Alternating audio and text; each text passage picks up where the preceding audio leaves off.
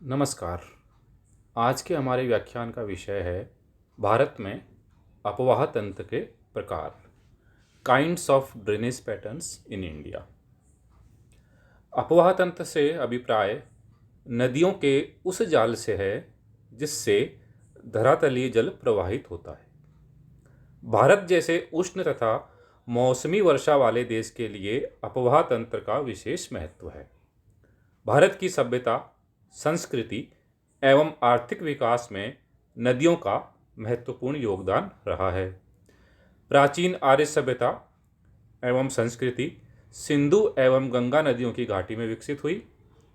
भारतीय नदियाँ सिंचाई, जल विद्युत उत्पादन, जल परिवहन एवं व्यापार का महत्वपूर्ण साधन रही हैं। प्राचीन काल में अनेक धार्मिक, सांस्कृतिक एवं व्यापारिक केंद्र नदियों के तट पर स्थापित हुए। उत्तरी भारत की नदियाँ उर्वर घाटियों व डेल्टा तथा दक्षिण भारत की नदियों के डेल्टा प्रदेशों में सघन जनसंख्या का निवास पाया जाता है। भारत में अपवाह तंत्र के प्रकार, kinds of drainage patterns in India. किसी प्रदेश का अपवाह तंत्र धरातलीय संरचना, भूमि के ढाल, शैलों के स्वभाव, विवर्तन की प्रक्रियाओं, जल की प्राप्ति तथा अपवाह क्षेत्र के भूगर्भिक इतिहास पर निर्भर करता है। अपवाह क्षेत्र ड्रेनेज एरिया आकार के आधार पर भारत की नदी घाटियों को 3 वर्गों में बांटा जाता है। पहला है वृहद, जिसका अपवाह क्षेत्र 20,000 वर्ग किलोमीटर से अधिक होता है। इसमें देश की 14 प्रमुख नदी घाटियां सम्मिलित हैं। इनसे देश के वार्षिक प्रवाह का 84% भाग वहन किया जाता है। मध्यम अपवाह क्षेत्र 2000 से 20,000 वर्ग किलोमीटर। इसमें देश की कुल 44 नदी घाटियां सम्मिलित हैं, जिनकी वार्षिक जल उपलब्धि 8% है। तीसरा है लघु, जिसका अपवाह क्षेत्र 2000 वर्ग किलोमीटर से कम होता है। इसमें देश की छोटी नदियां घाटियां सम्मिलित हैं, जिनमें वार्षिक जल उपलब्ध लगभग 8% है। देश के समूचे अपवाह क्षेत्र का 79.4% भाग वृहद तथा शेष 20.6% भाग मध्यम एवं लघु नदी घाटियों में समाहित है। भारत में घाटी क्षेत्र के आकार की दृष्टि से गंगा नदी सर्वोपरि है 26.2%। उसके बाद सिंधु नदी 9.8%, फिर गोदावरी 9.5%। हिमालय का अपवाह तंत्र, हिमालय ड्रेनेज पैटर्न। हिमालय में मुख्यतः सिंधु, गंगा एवं ब्रह्मपुत्र घाटी क्षेत्र सम्मिलित है। यहाँ अधिकांश घाटियाँ एवं नदियाँ सदावाहिनी हैं। हिमालय का अपवाह अनुगामी, कॉन्सिक्वेंट, अर्थात ढाल की संरचना के अनुरूप नहीं है, अपितु यहाँ पूर्वगामी एंटीसीडेंट अपवाह पाया जाता है। नेपाल की अरुण, भारत की सिंधु, ब्रह्मपुत्र, तीस्ता आदि नदियाँ हिमालय की उत्पत्ति के पूर्व भी उत्तर से दक्षिण की ओर बहती थी। कालांतर में हिमालय के निर्माण के पश्चात भी वे पुराने मार्ग का ही अनुसरण करती रहीं। तीव्र गति से अपरदन करते हुए इन नदियों ने 1800 से 3600 मीटर गहरे व सकरे महाखंड कैनियंस का निर्माण किया है। ये नदियाँ शीर्ष अपरदन, हेड इरोजन तथा नदी अपहरण, रिवर कैप्चर भी करती रही हैं।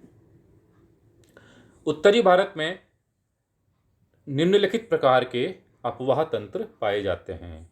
पूर्ववर्ती अपवाह, एंटीसीडेंट ड्रेनेज। स्थल खंड के उत्थान के पूर्व प्रवाहित होने वाली धारा पर जब उत्क्षेप का कोई प्रभाव नहीं पड़ता, तो वह पुराने मार्ग का ही अनुसरण करती हुई भूखंड को काटकर घाटी का विकास करती है। ये नदियाँ शीर्ष अपरदन तथा सरिताहरण भी करती हैं। सिंधु, ब्रह्मपुत्र एवं अरुण, कोसी की सहायक नदी अरुण, ऐसी ही नदियाँ हैं। अक्रमवर्ती प्रवाह इनसिक्वेंट ड्रेनेज, ब्रह्मपुत्र की सहायक दिहांग तथा लोहित अक्रमवर्ती प्रवाह का उदाहरण है। ये विपरीत दिशा में आकर ब्रह्मपुत्र से मिलती हैं।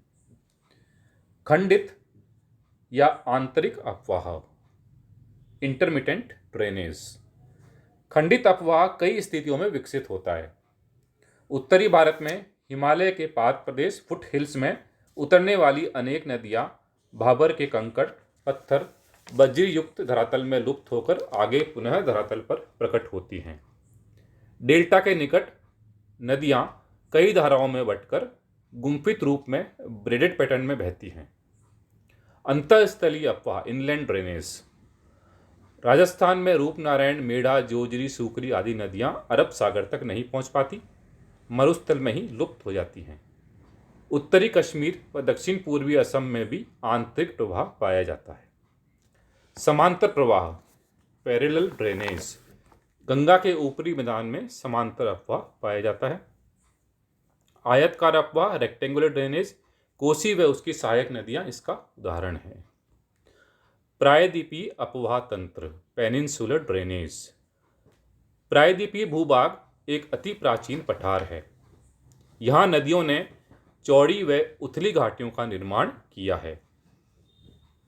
क्योंकि यहाँ लंबवत अपरदन वर्टिकल इरोजन कम तथा पार्श्विक अपरदन लेटरल इरोजन अधिक हुआ है। प्राय सभी नदियां अपने आधार तल बेस लेवल को प्राप्त कर चुकी है। अधिकांश प्रायद्वीपीय नदियां पूर्व की ओर बहते हुए डेल्टा बनाती हैं। यहाँ निम्नलिखित प्रकार के अपवाह तंत्र विकसित हुए हैं।